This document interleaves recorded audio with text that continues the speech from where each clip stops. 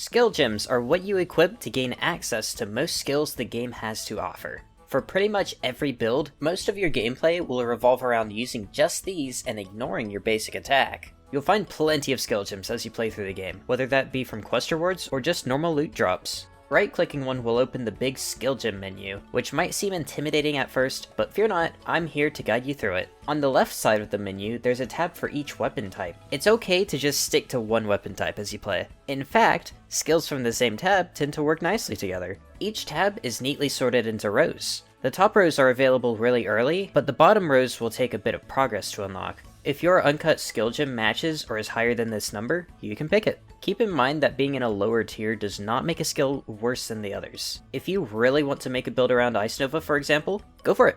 It'll work. As you get higher tier skill gems, you should upgrade your old skills. This will boost their damage or effectiveness. If you find your damage falling off at any point, make sure your skill gems are up to date. Another important thing to note is that when you click a skill, you'll see a little video featuring Mr. Tutorial himself. These videos are great for showing you what exactly the skill looks like, as well as some ideas for some synergies. I highly recommend checking them out. It can also trigger volcanoes and molten fissures from your other skills, like a slam would. Thank you, Mr. Tutorial. If the video doesn't play when you click the skill, just hold Alt while hovering the skill, then click the play button on the right. Cutting a skill gem puts it directly into your skills menu. Press G to open it. Skill gems themselves are also items you can move around. Placing them in the slots to the left lets you use them. Skills granted by your equipped weapon will also show up here. Each skill on this screen displays a DPS number, or damage per second. Take this number with a grain of salt. Some skills might appear weaker than others, but this number does not account for many details like combos, charges, ailments, and area of effect.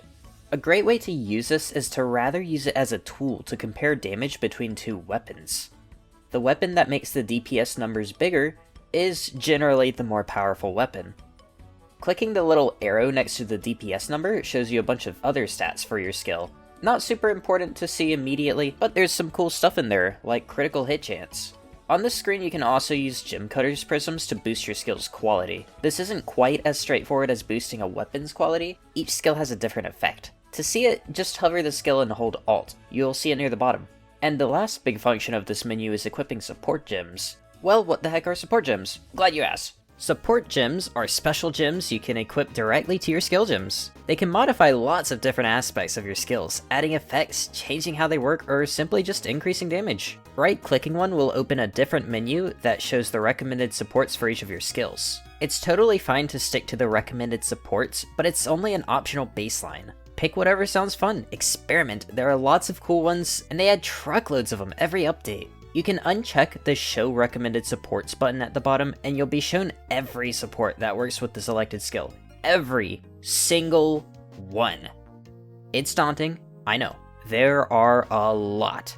There's a search bar you can use at the bottom to narrow your choices. Search for terms that might fit the build you're going for, like cold or poison. If you end up picking one you don't like, it's okay. You can just unequip them and socket a different one. Something to pay attention to is that a lot of supports either specify they work with attacks or spells. You can check which of these your skill fits by hovering it in the skills menu and looking at the tag under the skill's name. The other tags under that might help out too. One more thing is that some supports have multiple levels. Read them closely because sometimes the higher level ones are side grades with different effects. There's a limit you can equip for each color of support gem, but you can increase this limit by boosting the color's corresponding attribute. Remember, strength is red, dexterity is green, and intelligence is blue. If you want more support sockets, you can use a jeweler's orb. There's a guaranteed one in the very first area of Act 3. Still don't know what to pick? Here's a list of some general use supports. Rapid attacks and rapid casting are usually a must-have, boosting your attack speed. More attack speed means more hits, means more damage and effects. Magnified Area increases the supported skill's area of effect. Make your explosions bigger. The attunement supports are good picks if you have a clear element you're trying to focus. They add the chosen element to do extra damage on the supported skill. So, for example, you can make a fire attack do more damage, or you can straight up add fire damage to a totally non-elemental attack. Brutality is your go-to if you're focusing physical damage rather than elemental damage. A skill supported by it does no elemental damage, but more physical damage. Multi-shot, pierce, chain, and fork all modify your projectile skills in fun ways. Pay close attention to their tooltips, some of these will make your skills weaker against single targets. Lastly, cold, fire, and lightning penetration are a good way to get a bit more damage against defensive foes. Remember, these are just suggestions. The sky's your limit here. Experiment. Get creative.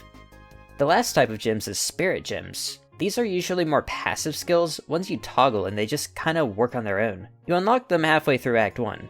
They cost spirit to enable, and you can get more spirit from gear or from boss rewards as you play. I will say, make sure it's actually toggled on. You can toggle them by right-clicking their icon in the skill gem menu. Also remember to keep these leveled up, just like your normal skill gems. If you don't know which one to pick, it's never a bad idea to use a defensive one, like Wind Dancer, Bark Skin, or Ghost Dance.